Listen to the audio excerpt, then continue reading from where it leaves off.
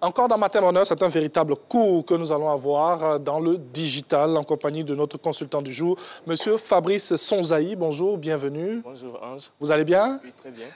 Super, on est là. Hein? Ça va bien.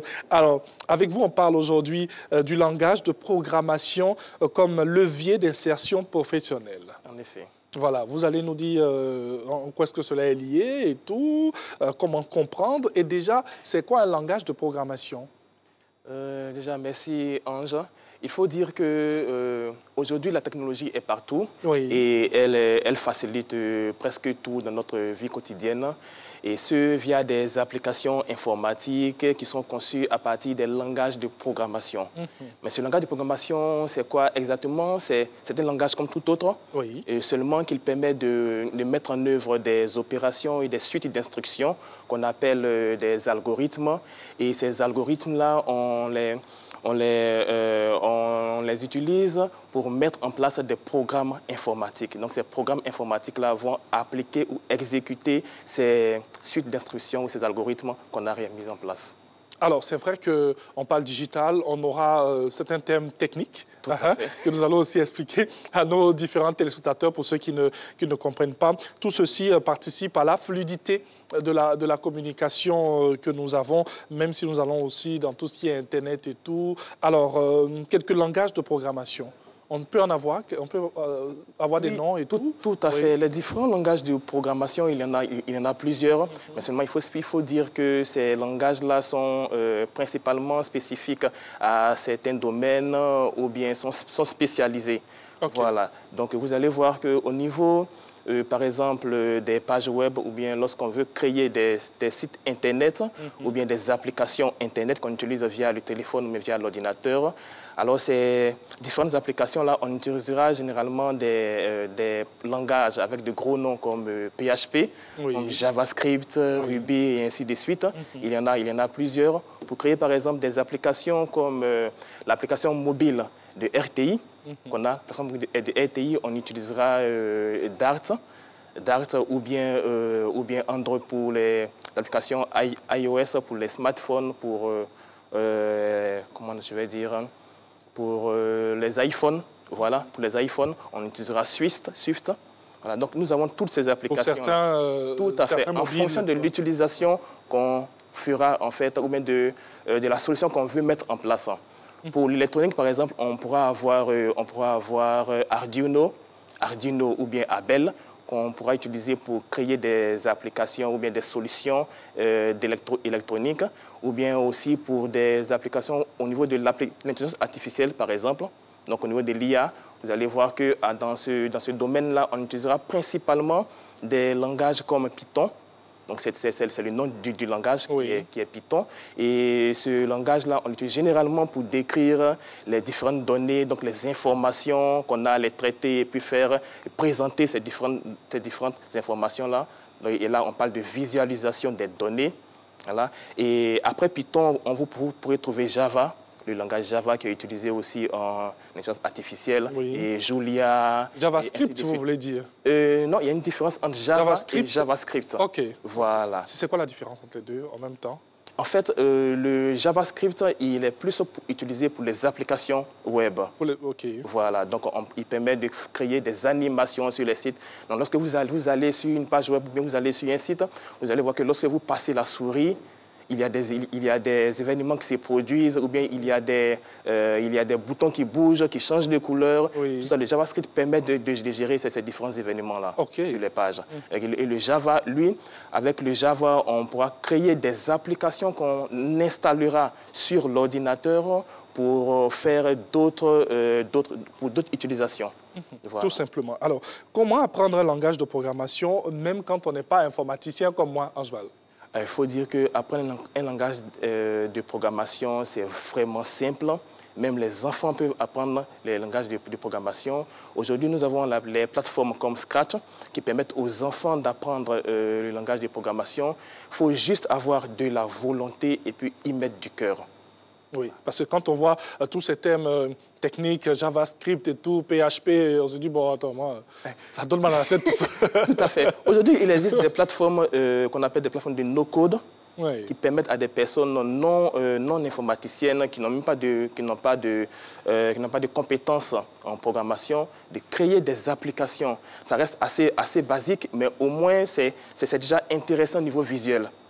Voilà. Donc avec ces plateformes, on peut créer des applications web, on peut créer des applications mobiles même, sans même mettre la main véritablement dans le code. OK. Voilà. Alors, c'est vrai que vous parlez de créer des applications, mais est-ce qu'il faut les créer en suivant une certaine déontologie, une certaine règle? Lesquelles? Oui, il y a des règles lors de la création d'une application. Oui. Déjà, au niveau de l'utilisation des données même des personnes, par exemple, vous allez voir des applications. Récemment, il y a eu, lorsqu'on devait passer la numérotation de 8 à 10 chiffres, il y a eu une polémique au niveau de l'utilisation des caractères des données à caractère personnel. Voilà, parce que là, ces applications-là vont prendre des informations personnelles de chacun des utilisateurs. Et là, il y a une législation ici en Côte d'Ivoire qui régit ce domaine-là. Et il faille connaître cette législation-là pour savoir comment récupérer les données des utilisateurs et dire exactement ce qu'on va en faire. Voilà. Donc, il y a certaines règles qu'il faille respecter. C'est vrai qu'aujourd'hui, la législation ne couvre pas tous les pans du domaine informatique, mais il existe véritablement et le législateur fait vraiment beaucoup d'efforts pour pallier à cet état de fait. Alors, comment je me mets, moi, au goût du jour avec toutes ces règles, tout ce qui a été mis en place et tout par la législation, moi qui n'y connais rien, mais qui a envie quand même d'apprendre ce langage-là qui va me permettre une certaine fluidité dans la communication avec tout un chacun?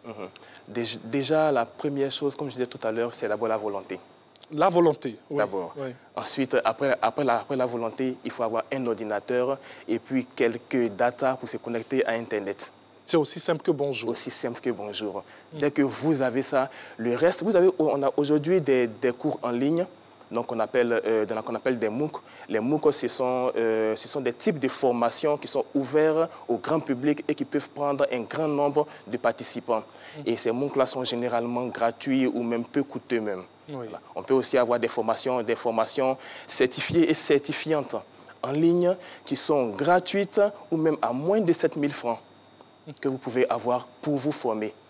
Mais déjà, avant de vous lancer, il faut savoir quelle application je vais apprendre à réaliser. Est-ce des applications web, des applications mobiles? Parce que c'est après avoir déterminé ce que je veux faire et que je vais savoir quel langage utiliser pour arriver à mes fins. Bien sûr, voilà qui est bien dit. Donc c'est simple comme bonjour, comme on l'a dit à l'instant. Et puis, il y a ces MOOC-là qui sont à votre disposition. On en a parlé ici même sur le plateau avec Paulus Agathon. C'est à la portée de tout le monde. Quels sont les langages de programmation les plus utilisés actuellement en 2021 là? Aujourd'hui, en Côte d'Ivoire, vous allez trouver plus de programmeurs PHP, aussi des programmeurs Java, et on trouvera maintenant ce qui monte, nous avons les programmeurs Python, puisque là, l'intelligence artificielle commence à prendre de l'ampleur.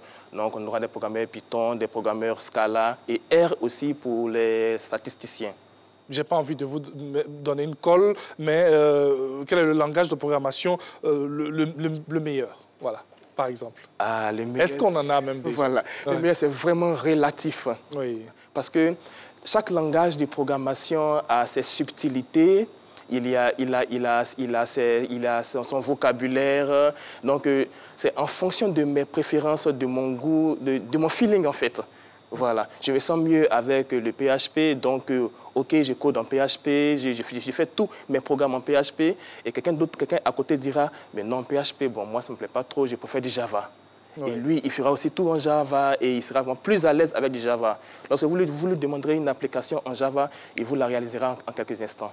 Mais l'autre, avec le PHP aussi, il est plus à l'aise. Donc, ça dépend vraiment du feeling et C'est pour ça qu'il faut savoir exactement qu'est-ce que je veux réaliser et maintenant faire une petite recherche sur les différentes applications utilisées dans ce domaine-là et puis voir celle avec laquelle on se sent plus à l'aise. Voilà. Alors, on en vient maintenant à la question qui fait même l'essence de nos échanges aujourd'hui. Langage de programmation comme levier d'insertion professionnelle. En quoi est-ce que ce langage-là peut être ce levier d'insertion professionnelle et comment?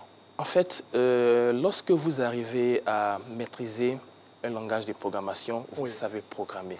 Okay. Quand je sais programmer, je suis à même de me prendre en charge. Parce que déjà, un aîné disait que tous les problèmes des Africains, chaque problème des Africains est une idée d'entreprise. Okay. Et là, je sais programmer, je regarde autour de moi les difficultés dans mon environnement et je trouve des solutions pour pallier à ce problème-là que j'ai constaté.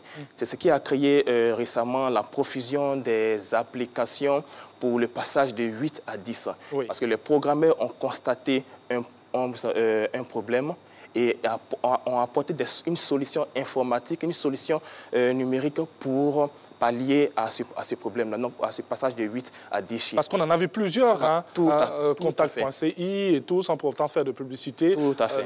C'était à profusion. Voilà, donc déjà, là, je propose des solutions et je peux monnayer mon savoir-faire. Oui. Ça, ce sont des initiatives personnelles que je mets pour pouvoir me prendre en charge. Merci beaucoup. Mais au-delà de ça, on peut aussi aller en entreprise et être développeur web, développeur d'applications, chef de projet informatique en fonction des compétences qu'on aura acquises et plein d'autres. Merci beaucoup à notre consultant du jour dans la rubrique digitale, M. Fabrice Sonzaï, langage de programmation comme levier d'insertion professionnelle. Excellente journée à vous. Merci. Oui.